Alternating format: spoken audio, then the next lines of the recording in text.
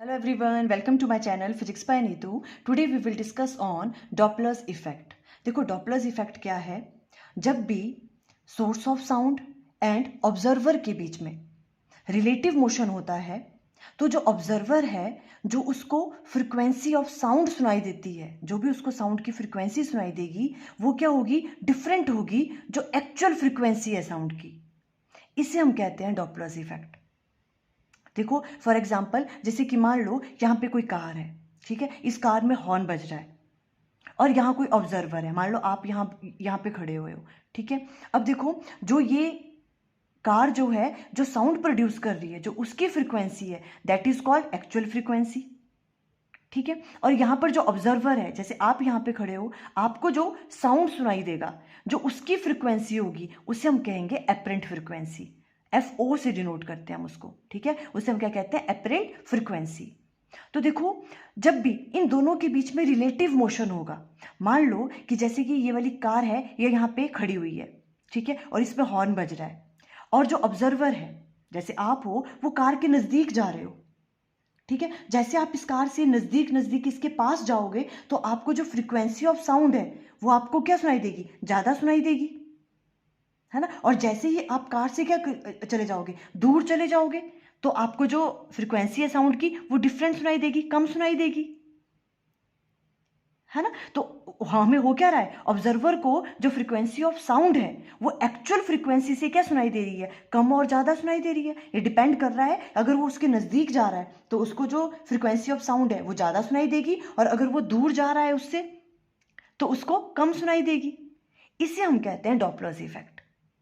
जो ये आपके पास एपरेंट फ्रिक्वेंसी है जो ऑब्जर्वर को सुनाई दे रही है ना, जो एपरेंट फ्रिक्वेंसी की वैल्यू है वो क्या है? डिफरेंट होती है एक्चुअल फ्रिक्वेंसी से।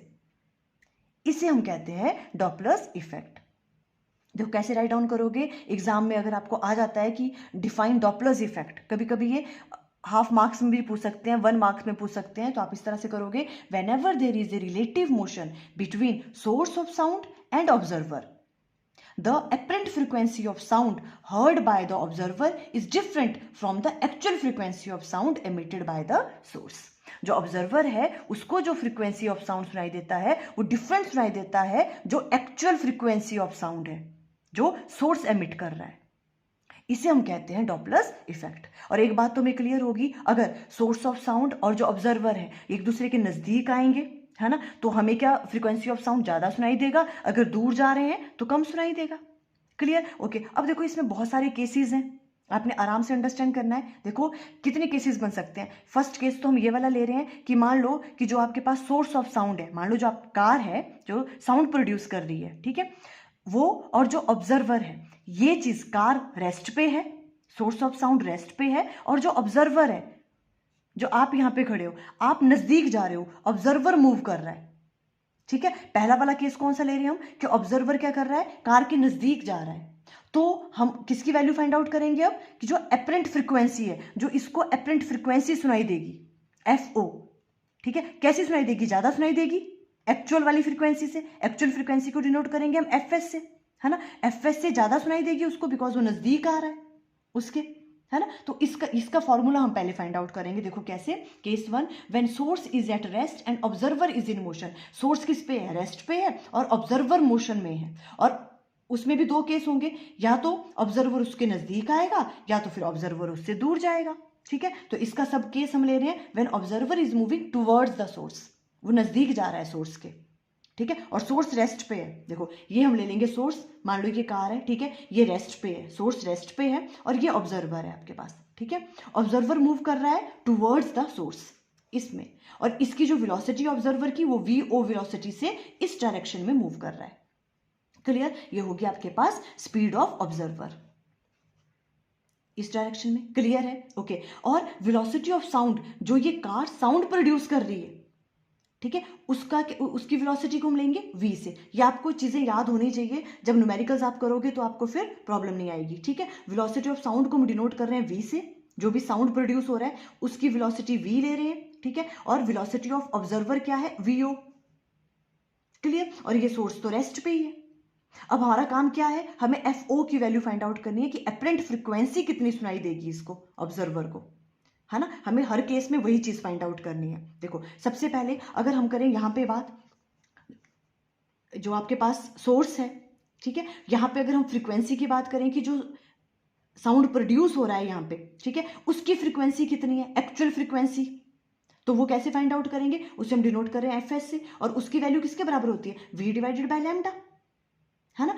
ये इसको आप न्यू से भी डिनोट कर सकते हो, है ना, फ्रीक्वेंसी को हम न्यू भी राइट डाउन करते हैं। आपको पता है v इक्वल टू किसके बराबर होता है, न्यू लैम्डा, वहां से न्यू को हम फ्रीक्वेंसी f से भी डिनोट कर सकते हैं, है ना। तो फ्रीक्वेंसी किसके बराबर आ गई, v डिवाइडेड बाय लैम्डा, ये फॉर्मूला याद होना चाहिए आपको, ठीक है। तो जो साउंड प्रोड्यूस हो रहा है उसकी फ्रीक्वेंसी आ गई v डिवाइडेड बाय लैम्डा, कोई प्रॉब्लम, जो लैम्डा क्या हो गया, जो उसकी वेवलेंथ है, और v क्या है, जो साउंड की वेलोसिटी है, उसको हमने v से डिनोट किया है। तो एक्चुअल फ्रीक्वेंसी तो ये वाली है, पर ऑब्जर्वर को तो ये फ्रीक्वेंसी नहीं सुनाई देगी, है ना, उसको तो एपरेंट फ्रीक्वेंसी सुनाई देगी, ज्यादा सुनाई देगी, बिकॉज उसके नजदीक जा रहा है।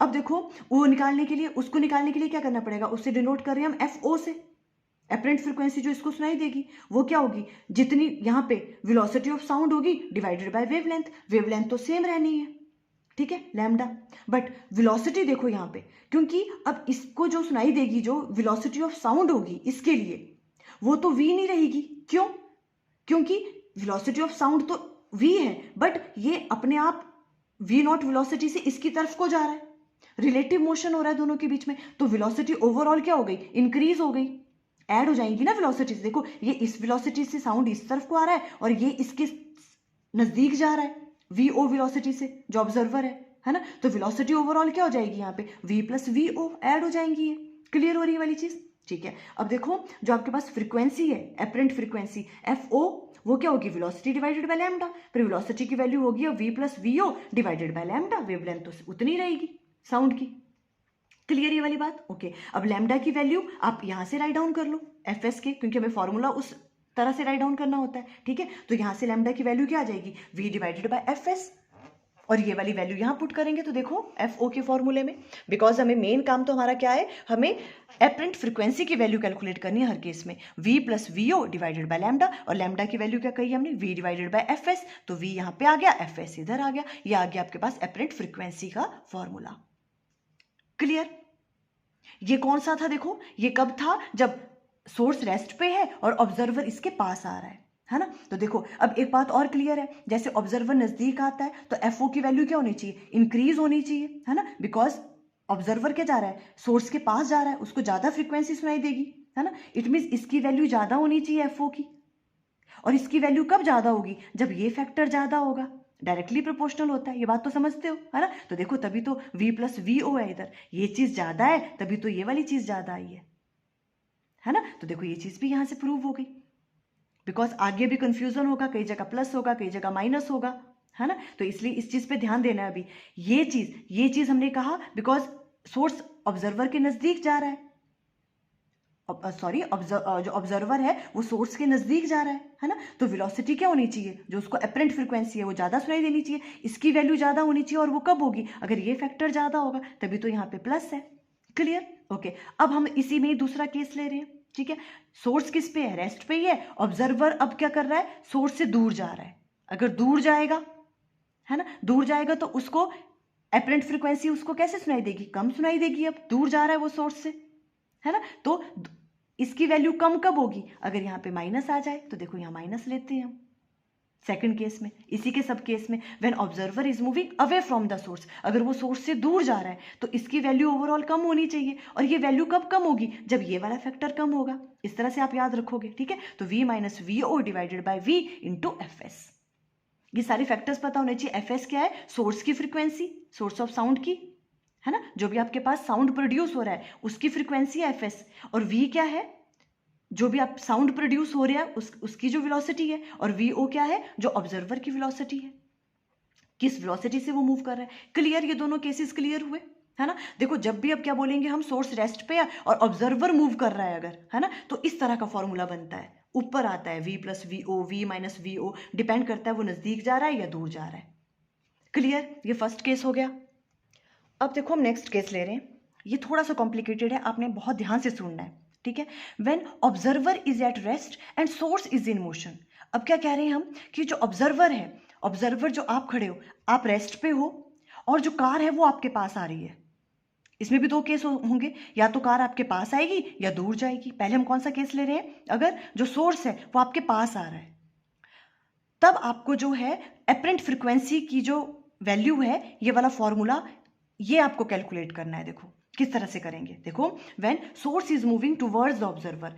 अब क्या है, देखो जो आपके पास ऑब्जर्वर है वो रेस्ट पे है, सोर्स मूव कर रहा है, ठीक है। तो ये देखो v तो वही रहेगी जो स्पीड ऑफ साउंड है ना, जो भी वो कार हॉर्न बजा रही है, जो भी साउंड प्रोड्यूस हो रहा है उसकी स्पीड v ही है, ठीक है। पर vs क्या आ गई अब, सोर्स की स्पीड, बिकॉज अब सोर्स भी मूव कर रहा है। Clear, okay. तो सबसे पहले तो देखो यहाँ पे हमें क्या निकालना है, एफ ओ की वैल्यू निकालनी है ना, कितनी अपरेंट फ्रीक्वेंसी उसको सुनाई देगी, उसे हम एफ ओ से डिनोट करते हैं, ठीक है। और वो किसके बराबर होता है, v डिवाइडेड बाय लैम्डा, और लैम्डा हम यहाँ से कैलकुलेट करते थे, ठीक है। अब इस केस में देखो वेलोसिटी की वैल्यू तो सेम सुनाई देगी, स्पीड ऑफ साउंड तो v ही रहेगी, बिकॉज ये मूव ही नहीं कर रहा। अब उस वाले केस में तो क्या होगी थी, v plus V O, because वो वी ओ वेलोसिटी से इस डायरेक्शन में मूव कर रहा था, और v माइनस वी ओ हो जाती थी अगर वो उससे दूर जा रहा था। बट अब तो ये रेस्ट पे है ना, और इसकी वाली सोर्स की वेलोसिटी से स्पीड ऑफ साउंड पे कोई फर्क नहीं पड़ता। क्यों नहीं पड़ेगा, बिकॉज देखो ये सोर्स है ना, इसने तो एक बार आपके पास साउंड वेव छोड़ दी है ना, फिर तो फर्क नहीं पड़ रहा ना, फिर तो वो साउंड अपने आप आ रहा है ना यहाँ तक उसी वाली वेलोसिटी से। आप समझ रहे हो, जो यहाँ पे जो भी आपके पास सोर्स है साउंड का, एक बार यहाँ से साउंड वेव निकल गई तो वो उसी वेलोसिटी से आपके पास आएगी, उसको तो उसकी वेलोसिटी से कोई लेना देना नहीं है, वो तो निकल गई वो वाली वेव है ना, उसी वेलोसिटी से यहाँ तक रीच करेगी, तो v वेलोसिटी आएगी इसके लिए, स्पीड ऑफ साउंड की, ठीक है। और एफ ओ क्या होता है, v डिवाइडेड बाय लैम्डा, इसकी वेवलेंथ इस केस में चेंज होगी। देखो ये थोड़ी अंडरस्टैंड करने वाली बात है, इसलिए हमने यहाँ पे लैम्डा इफेक्टिव राइट डाउन किया हुआ है। हमने वो कैलकुलेट करना है कि लैम्डा की वैल्यू क्या होगी, वेवलेंथ की वैल्यू चेंज होती है जब सोर्स मूव करता है। देखो कैसे, इसको थोड़ा आप ध्यान से देखना, देखो मैं कोशिश करूंगी कि आपको समझ आ जाए। देखो हम क्या लेंगे, सबसे पहले जो वेवलेंथ है वो क्या है, डिस्टेंस बिटवीन टू वेव्स है। क्या हम ऐसा कह सकती हूँ कि जो वेवलेंथ है वो क्या है, डिस्टेंस बिटवीन टू वेव्स। देखो कैसे, मान लो देखो, जैसे मान लो कि ये वाली वेव है, यहाँ तक होती है ना एक वेव है ना, ये वाली, ये फिर ये देखो ये वाली वेव कंप्लीट होती है यहाँ पे है ना। तो अब मैंने कहा डिस्टेंस बिटवीन टू वेव्स, देखो ये यहाँ से लेके यहाँ तक है एक वेव है ना, इनके दोनों वेव के बीच का डिस्टेंस कौन सा हुआ, यहाँ से लेके यहाँ तक, ये P1 और P2। देखो एक वेव ये है, फिर ये वाली वेव, इन दोनों वेव्स के बीच का डिस्टेंस क्या हो गया, यहाँ से लेके यहाँ तक है ना। तो ये क्या है, ये वेवलेंथ ही तो होता है यहाँ से लेके यहाँ तक है ना, लैम्डा ही हुआ। तो इसे हम क्या राइट डाउन कर सकते हैं हम, कि जो वेवलेंथ है वो क्या होती है, डिस्टेंस बिटवीन टू वेव्स, दो वेव्स के बीच के डिस्टेंस को हम वेवलेंथ कह सकते हैं। Clear, okay. अब देखो इस चीज को आपने देखना है, देखो ये है आपके पास सोर्स, ठीक है, ओके। अब देखिए हम वेवलेंथ कैसे चेंज होगी। अब देखो सोर्स है, सोर्स ने यहाँ पे साउंड वेव प्रोड्यूस करी, ठीक है, इस तरह से जा रही है, इस पॉइंट को P1 मान लो, ठीक है, और इसको P2 मान लिया हमने, यहाँ तक वन वेव कंप्लीट हो रही है, कोई प्रॉब्लम यहाँ तक, ठीक है। ये P1 हो गया, ये P2 हो गया, ओके।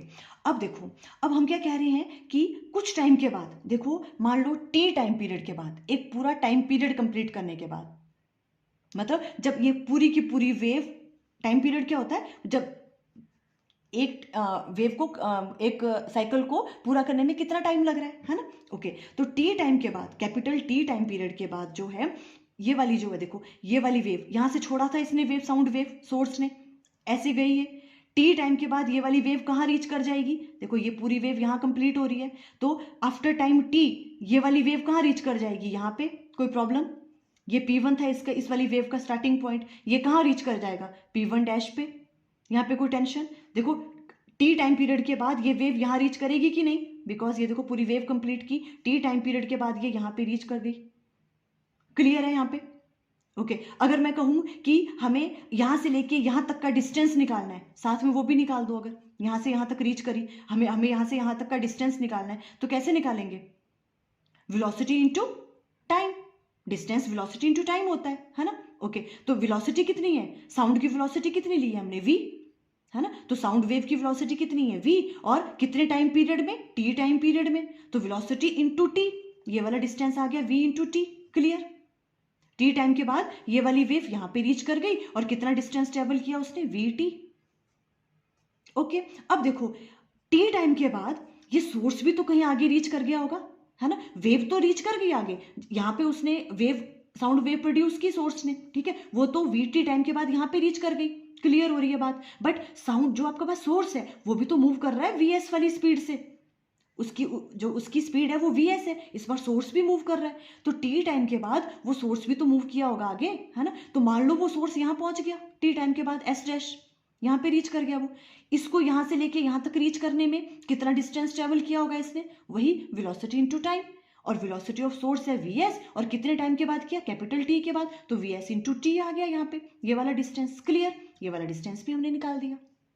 ओके, क्लियर है यहाँ तक बात। ओके, अब देखो, अब ये सोर्स यहाँ पहुंच गया, अब ये यहाँ से साउंड वेव प्रोड्यूस करेगा, ठीक है, टी टाइम की बात कर रही हूँ मैं। देखो ये वाला यहाँ से जो वेव प्रोड्यूस हुई थी वो तो यहाँ रीच कर गई, और टी टाइम के बाद ये सोर्स यहाँ पहुंच गया, अब ये भी साउंड वेव प्रोड्यूस कर रहा है, अब ये यहाँ से करेगा वेव प्रोड्यूस, है ना। तो इस वाली वेव में और इस वाली वेव के बीच का डिस्टेंस, इसे हम क्या कहते हैं, दो वेव के बीच का डिस्टेंस क्या होता है, लैम्डा, वेवलेंथ होती है वो, है ना। तो ये और ये किसके बराबर आएगा, वेवलेंथ के बराबर आएगा, उसे हम लेंगे लैम्डा इफेक्टिव, जो इफेक्टिव वेवलेंथ होगी ये वाली चीज।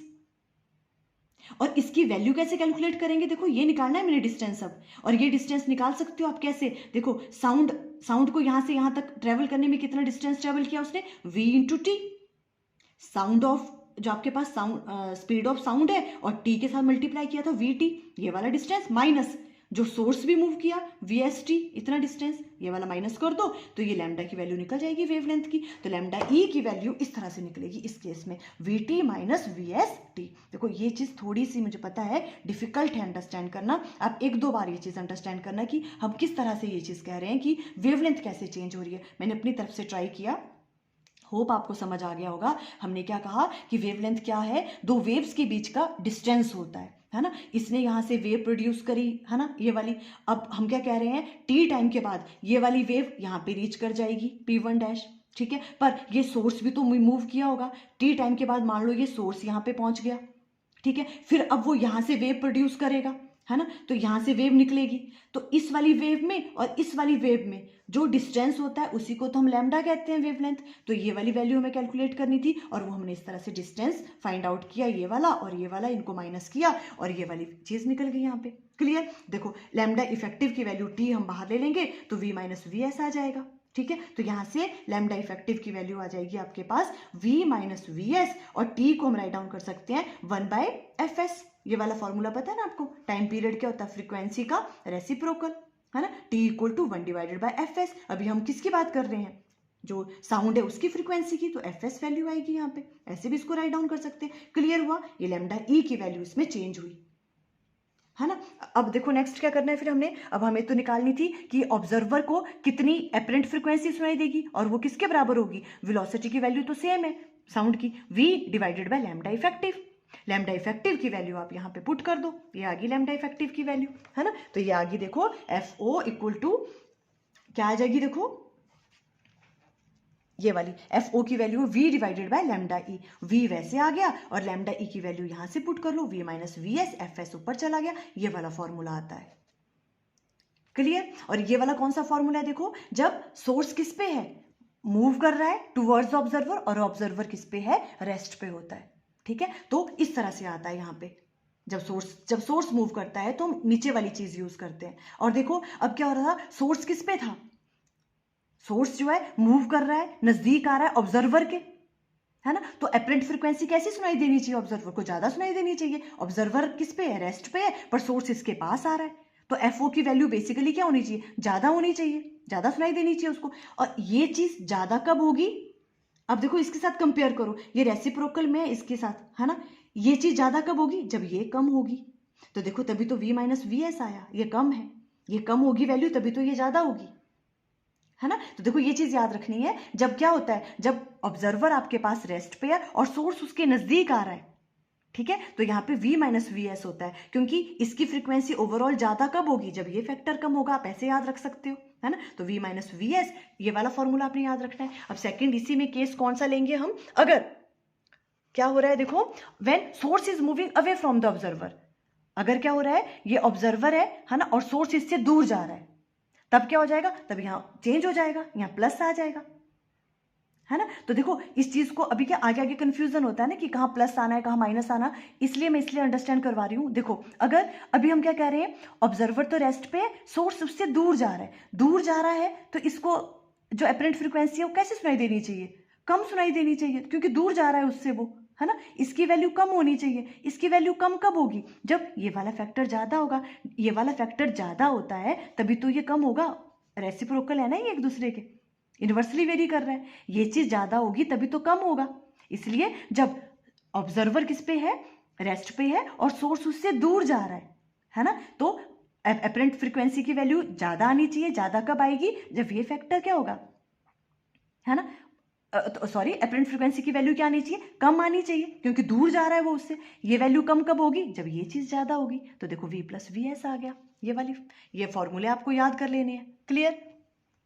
तो देखो इस तरह से तो ये फॉर्मूले डिराइव हो गए। ठीक है, अब जो केस थर्ड है, ठीक है, अब इसमें अगर सोर्स और ऑब्जर्वर दोनों मूव कर रहे हैं अगर, है ना, तो फिर आपको किस तरह से फॉर्मूला डिराइव करना है। देखो आपने बहुत आराम से सोच के करनी है ये वाली चीज। ठीक है, ओके। पहले हमने देखो दो चीजें अंडरस्टैंड करी। अगर ऑब्जर्वर मूव कर रहा होता है ना, और सोर्स रेस्ट पर होता है, तो कुछ इस तरह के फॉर्मूले आते हैं। ऑब्जर्वर जब भी मूव कर रहा होता है तो V प्लस वी ओ या V माइनस वी ओ।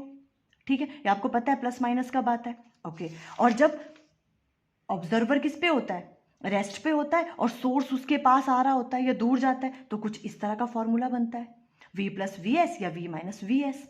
ठीक है, ओके। तो देखो अब हम क्या कह रहे हैं, अब इसमें भी 3 और 4 केसेस बन सकते हैं। ठीक है, सोर्स भी मूव कर रहा है, ऑब्जर्वर भी मूव कर रहा है, तो आपको कैसे निकालनी है अपरेंट फ्रीक्वेंसी। देखो FO की वैल्यू क्या क्या होगी। देखो अगर ऑब्जर्वर मूव कर रहा है तो V plus minus V O होता है, और अगर सोर्स मूव कर रहा होता है तो V plus minus V S होता है, इस तरह से नीचे। तो आप इस तरह से राइट डाउन कर लो, यहाँ पे FS ही आता है। Clear, okay. अब हम लगाएंगे देखो प्लस और माइनस किस तरह से, सोच के। देखो अब पहला केस मान लो, ऑब्जर्वर इस तरफ को आ रहा है और सोर्स भी इस डायरेक्शन में आ रहा है। पहले ऑब्जर्वर की बात कर रहे हैं, आपने ऑब्जर्वर पे फोकस करना है। ठीक है, ऑब्जर्वर सोर्स के पास जा रहा है। ठीक है, ऑब्जर्वर कहाँ जा रहा है, सोर्स के पास। आप कार के पास जा रहे हो तो अपरेंट फ्रीक्वेंसी क्या सुनाई देगी, ज्यादा सुनाई देगी आपको। FO की वैल्यू क्या होगी, ज्यादा। और जब हम ऑब्जर्वर की बात कर रहे हैं तो यहां कर रहे हैं, है ना, ज्यादा सुनाई देगी। FO की वैल्यू ज्यादा चाहिए, ज्यादा कब होगी, जब ये वाला फैक्टर प्लस होगा, तो प्लस लगा दो। ऑब्जर्वर की बात खत्म हुई। ओके, अब सोर्स पे आओ। सोर्स कहाँ जा रहा है, ऑब्जर्वर की तरफ को जा रहा है ना। जो सोर्स है, जैसे जो कार है वो कहाँ आ रही है, ऑब्जर्वर की तरफ को आ रही है, तो उसके लिए भी अपरेंट फ्रीक्वेंसी की वैल्यू क्या होगी, ज्यादा होगी। नजदीक जा रहा है वो, ज्यादा होगी। और वो ज्यादा होगी, FO की वैल्यू ज्यादा आनी चाहिए। FO की वैल्यू ज्यादा कब होगी, जब ये फैक्टर कम होगा। अब इसकी बात कर रहे हैं ना अभी हम सोर्स की, है ना। और ये वाली वैल्यू ज्यादा होनी चाहिए। ये कब ज्यादा होती है, जब ये कम होती है, तो यहाँ नेगेटिव लगा लो, खत्म। ये वाला हो गया पहला। सेकंड केस पे आओ। अब ऑब्जर्वर सोर्स से दूर जा रहा है, ऑब्जर्वर सोर्स से क्या जा रहा है, दूर जा रहा है। ठीक है, तो अब आप मतलब कार से दूर जा रहे हो, तो आपको अपरेंट फ्रीक्वेंसी कैसी सुनाई देगी, कम सुनाई देगी, है ना, कम सुनाई देगी। तो FO की वैल्यू कम आनी चाहिए। कम कब आएगी, ये ऑब्जर्वर होता तो ऊपर की बात करते हैं हम। ठीक है, ये कम सुनाई देगी कब, अगर यहाँ नेगेटिव होगा, डायरेक्टली प्रोपोर्शनल है, तभी तो कम सुनाई देगी, नेगेटिव लगा दिया। सोर्स की बात पे आओ। सोर्स ऑब्जर्वर से क्या कर रहा है, दूर जा रहा है। जो सोर्स है, ठीक है, वो ऑब्जर्वर से, कार आपसे दूर जा रही है, सोर्स दूर जा रहा है, तो उसके लिए फ्रीक्वेंसी कैसी होगी, कम होगी। अपरेंट फ्रीक्वेंसी कम होगी, ये वैल्यू कम होगी। ये वैल्यू कम कब होती है, जब ये चीज ज्यादा होती है, तो प्लस लगा दिया। क्लियर हो रहा है। देखो नेक्स्ट, ऑब्जर्वर सोर्स के पास आ रहा है, ऑब्जर्वर सोर्स के पास जा रहा है। ठीक है, आप जो है कार के पास जा रहे हो, द्वारा से फ्रीक्वेंसी कैसी होगी, जो भी आपके पास अपरेंट फ्रीक्वेंसी है वो क्या आएगी। अब देखो ऑब्जर्वर सोर्स के पास आ रहा है ना, ऑब्जर्वर जा रहा है सोर्स के पास, तो आप मतलब कार के पास जा रहे हो, तो ज्यादा फ्रीक्वेंसी सुनाई देगी। ये वाली वैल्यू ज्यादा कब होगी, जब प्लस लगेगा। और सोर्स की बात पे आओ। सोर्स ऑब्जर्वर से दूर जा रहा है, सोर्स कैसा कर रहा है, कार आपसे दूर जा रही है ना, दूर, तो FO की वैल्यू क्या होनी चाहिए, कम होनी चाहिए। और कम होगी, कम कब होगी, जब यहाँ पे प्लस आएगा, ये फैक्टर ज्यादा होगा, तभी तो ये कम होगी। क्लियर। इस वाले केस में देखो, अभी ऑब्जर्वर क्या कर रहा है, सोर्स से दूर जा रहा है। ऑब्जर्वर क्या कर रहा है, आप कार से दूर जा रहे हो, दूर जा रहे हो, तो FO की वैल्यू क्या होगी, कम होगी। और ये वैल्यू कम कब होगी, ये वैल्यू कम कब होगी, जब यहाँ नेगेटिव होगा। तो नेगेटिव लगा दो। ठीक है, अब सोर्स की बात आओ। सोर्स क्या कर रहा है, ऑब्जर्वर के क्या जा रहा है, पास जा रहा है। सोर्स ऑब्जर्वर के पास आ रहा है, गाड़ी आपके पास आ रही है ना, तो एफ ओ की वैल्यू क्या होगी, ज्यादा होगी। ज्यादा कब होगी, जब ये वाली वैल्यू कम होगी, है ना। ज्यादा कब होगा, जब ये वाली वैल्यू कम होगी, तभी इसकी वैल्यू ज्यादा होगी। क्लियर, इस तरह से ये साइन लगाने हैं आपने। देखो मैंने आपको कोशिश किया कि मैं आपको अंडरस्टैंड करवा सकूं। आई थिंक आपको क्लियर हो गया। देखो डॉपलर इफेक्ट में हमने डिफरेंट डिफरेंट केसेस लिए। ठीक है, अब आप देख लेना आपको किस तरह से स्कूल में करवाया हुआ है। ये डिराइव करना, ये फॉर्मूले डिराइव करना है आपके सिलेबस में या नहीं है, किस तरह से करवाया स्कूल में। ठीक है, और अगर ये वाला केस बहुत इंपॉर्टेंट है, कैसे आपको प्लस माइनस लगाना है। Clear, okay, thank you.